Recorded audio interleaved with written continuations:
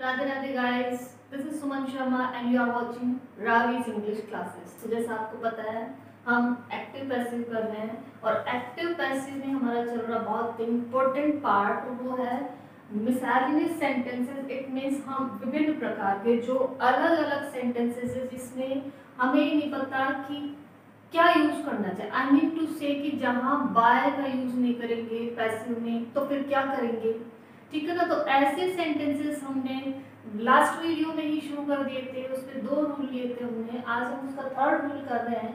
वो क्या कर रहा है कि यदि पैसिव वॉइस, ऐसा पैसिव वॉइस हो विद, देखो passive of verbs showing state of mind और फीलिंग्स। जी हाँ, ऐसा पैसिव एक्टिव हो जिसमें क्या हो, स्टेट ऑफ माइंड, मानसिक दशा बताया जा रहा है, मूड को शो किया जा रहा हो, ठीक है।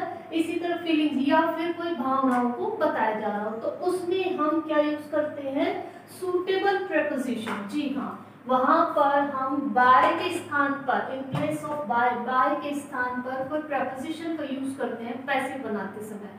फॉर एग्जाम्पल आई नो हर। देखो वैसे तो अगर हम जो इसका स्टार्टिंग से रूल चल रहा है उसके अकॉर्डिंग चले तो क्या होगा, आई नो टू हर, तो शी इज नोन बाय मी, इस तरह से होगा। लेकिन नहीं, ये नो ऐसा वर्ड, देखिए ये ऐसी वर्ब्स आएगी इसमें जिसमें कोई एक्शन नहीं हो रहा, ठीक है, उसमें एक्शन नहीं हो रहा, उसमें व्यक्त किया जा रहा है किसी माइंड ऑफ स्टेट को या फिर बता रहे हैं कि फीलिंग्स को। जैसे आई नो हर, मैं उसे जानती हूँ, जानने का काम है यहाँ पर, यहाँ कोई काम नहीं किया जा रहा, कोई एक्शन नहीं किया जा रहा। तो नो के साथ में यहाँ बाय का यूज नहीं किया जा रहा, किसका यूज किया जा रहा है, टू का, पैसिव बनाते समय। भाई हर का तो क्या हो गया, शी, ये तो वही जो पहले से चलता आ रहा है प्रोसेस वही है कि यहाँ ये मेन वर्ब, ये ऑब्जेक्ट, ऑब्जेक्ट को बनाया हमने सब्जेक्ट, तो ये हो गया हर का क्या हो गया, शी। चूंकि ये वर्ब के फर्स्ट फॉर्म में इसलिए हमने क्या यूज किया, इज, शी इज। नाउन की 3rd फॉर्म नाउन। अब बस एक चेंज करेंगे, हम पुराने जो करते आ रहे थे उसमें बाय का यूज कर रहे थे, लेकिन चूंकि यहाँ क्या आ गया, नोन आ गया जिसमें कोई एक्शन नहीं हो रहा, तो यहाँ पर हम किसका यूज करेंगे, टू का यूज करेंगे बाय की जगह। तो she is known to me, ठीक है। ये इस तरह के और भी वर्ड्स है, देखिए जैसे ही अनॉयड मी, ही अनॉयड मी। तो अब यहाँ पर भी हमने प्रोसेस तो वही चलेगा, मी का क्या हो गया, आई। चूंकि ये वर्ब की पास्ट फॉर्म है, ये फर्स्ट फॉर्म थी इसलिए हमने इज का यूज किया, but this is the past form of annoyed, तो यहाँ पर किसका यूज करेंगे हम, वाज का। तो आई वाज अनॉयड विद, इसमें किसका यूज किया, अनॉयड के साथ, with.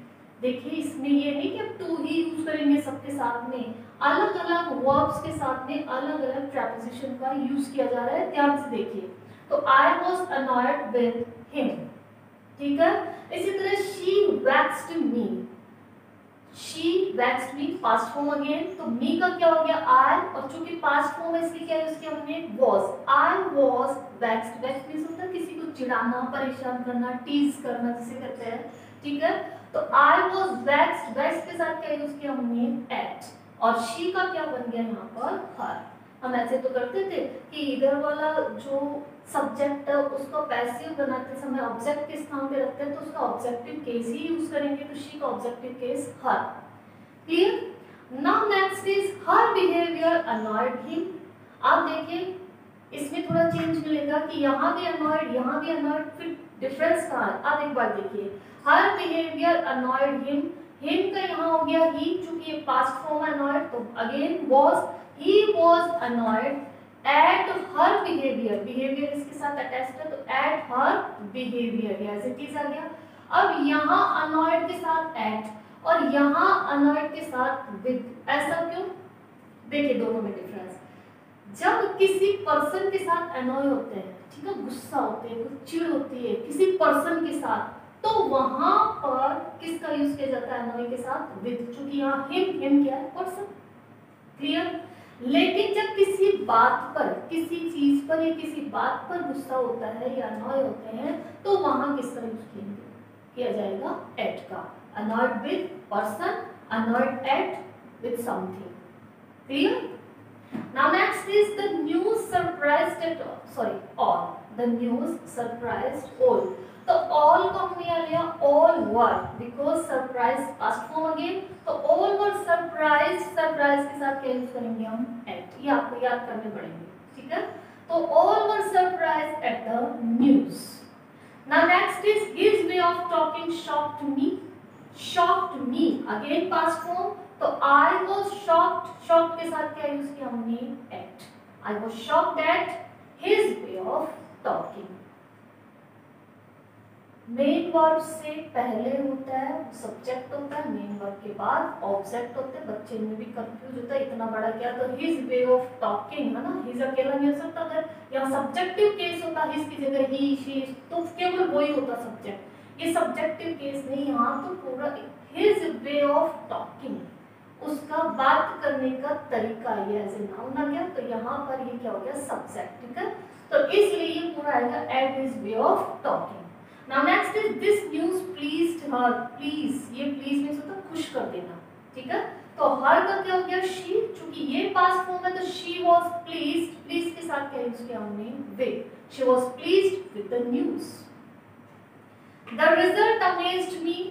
I was amazed at. Amazed के साथ भी क्या यूज करना है, at का यूज करना है, ठीक है। शॉक के साथ भी at यूज करना है, सरप्राइज के साथ भी at यूज करना है। तो I was amazed at the result and he satisfied everybody. Everybody was, because ये भी past form है तो everybody was satisfied, और satisfied के साथ क्या यूज करेंगे हम, with.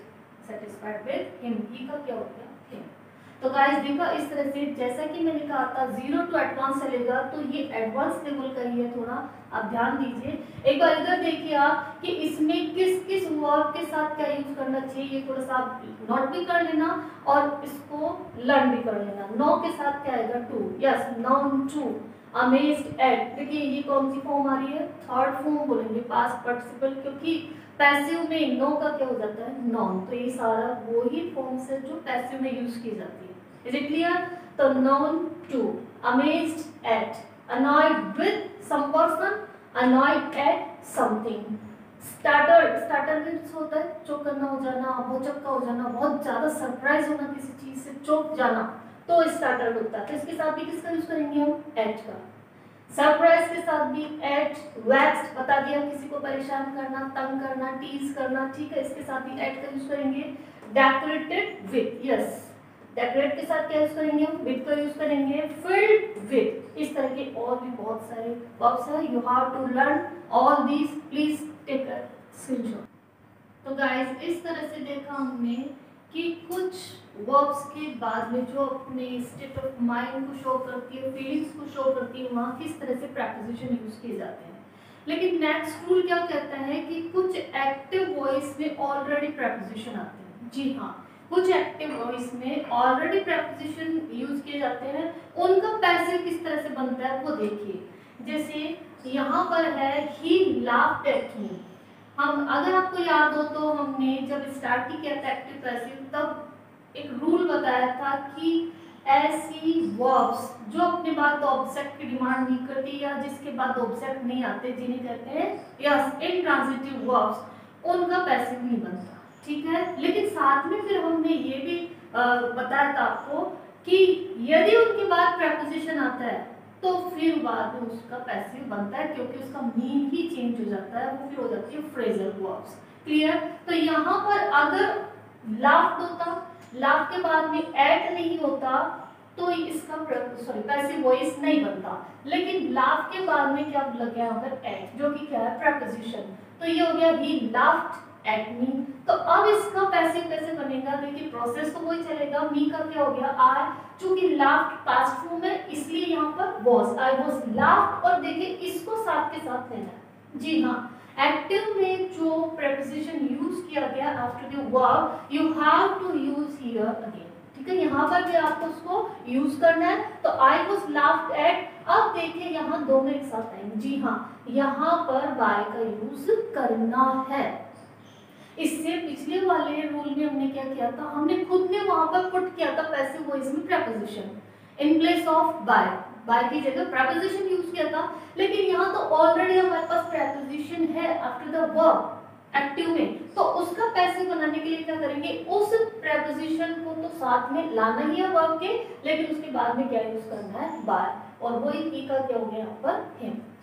क्लियर? इट मीन्स यदि किसी वर्ब के बाद में प्रपोजिशन है तो you have to put as it is in passive voice, but you have to use also by after the preposition. Clear? Now next is the police is inquiring into. ये देखिए inquiry के बाद में क्या आ गया? Into, जो कि preposition है, तो इसका क्या हो जाएगा? The matter. चूंकि ये इज एमआर यूज किया जा रहा है तो यहाँ पर भी हमने matter is singular, that is why is. The matter is, चूंकि ये आईएनजी फॉर्म, देखिए वापस पुराने जो अपने स्टार्टिंग के रूल्स थे वो फॉलो कर रहे हैं। The matter is being, ING वाले में किसका यूज किया जाता है? बीइंग का। तो the matter is being inquired, enquiring की थर्ड फॉर्म इंक्वायर्ड। देखिए ये प्रपोजिशन हमने साथ के साथ पुट कर दिया यहाँ पर, इंक्वायर्ड इनटू, और फिर आ गया by the police. Clear? Now next is she spice at me. Again preposition, तो एट मी का क्या हो गया? आई, क्योंकि ये है वर्ब की फर्स्ट फॉर्म, दैट इज हमने क्या यूज किया? Am. I am smiles at by her. Clear? Ram looks after, look के बाद में क्या लिया? आफ्टर। अगर अकेला लुक होता तो हम नहीं बना पाते इसका पैसिव, लेकिन अब इसका मीन ही चेंज हो गया, देखभाल करना, है ना? लुक मीन्स देखना और लुक आफ्टर एक साथ हो गया तो इसका मीन, ये फ्रेजल वर्ब बन गई। फ्रेजल वर्ब होती क्या है? जब किसी वर्ब के बाद में कोई प्रपोजिशन ऐड होकर एक न्यू मीनिंग क्रिएट करता है तो क्या हो गया? Phrasal verb. क्लियर? तो लुक मीन्स देखना, आफ्टर मीन्स बाद में, अगर इसका सेपरेट मीनिंग निकाला जाए तो, लेकिन एक साथ इसका क्या निकलता है? देखभाल करना। एनीवे ये इसके बाद में आया, इसलिए अब देखिए लुक आफ्टर का क्या हो जाएगा? His parents are looked after. जी हाँ, देखिए ये प्रपोजिशन है जिसमें टेंस के अकॉर्डिंग चेंज नहीं हो सकता। ये आफ्टर पास्ट में भी ऐसे रहेगा, प्रेजेंट में भी ऐसे, फ्यूचर में भी ऐसे रहेगा, लेकिन जो टेंस के अकॉर्डिंग चेंज होगा वो किसमें होगा? वर्ब्स में। ठीक है, ये वर्ब है तो लुक्स प्रेजेंट का, लेकिन हमें इसको थर्ड फॉर्म बनानी है तो क्या हो गया? लुक्ड। तो his parents are looked after by Ram. Clear? Now next is Rahim mocked at our class teacher, mocked at, तो क्या हो गया? Our class teacher was, past form है ना, तो our class teacher was mocked at by Rahim. Clear? Now next is double passive. देखिए इसमें बच्चे थोड़े से ऐसे पजल्ड हो जाते हैं कि इतना बड़ा है तो इसमें क्लॉजेस है तो कैसे पैसिव बनाएं? It's too easy. हम सिंगल सिंगल क्लॉज लेंगे। किस तरह से? दे लूटेड द शॉप, पहले हम इतना ही बनाएंगे, एंड के बाद में सेकंड क्लॉज स्टार्ट होगा, पहले इसका पैसिव बनाएंगे तो दे लूटेड द शॉप। अब देखिए इसमें ऑब्जेक्ट क्या है? द शॉप, तो यहाँ हो गया द शॉप, चूंकि पास्ट फॉर्म में लूटेड तो वाज लूटेड।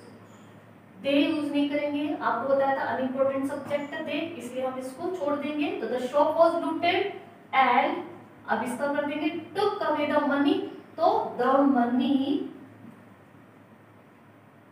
चूंकि टुक पास्ट फॉर्म इसलिए फिर से हम वाज का यूज करेंगे। द मनी वाज टुक की third form, yes, taken up. Clear? The shop was looted and the money was taken away. Now next is the police arrested the thief and sent him to jail. So the police arrested the thief. ये object, तो the thief was arrested. Police use नहीं करेंगे। क्यों unimportant है यहाँ पर? क्योंकि arrest तो केवल और केवल पुलिस ही कर सकती है, आम जनता नहीं कर सकती। इनके अलावा, पुलिस के अलावा कोई किसी को अरेस्ट नहीं कर सकता। क्लियर? तो the thief was arrested and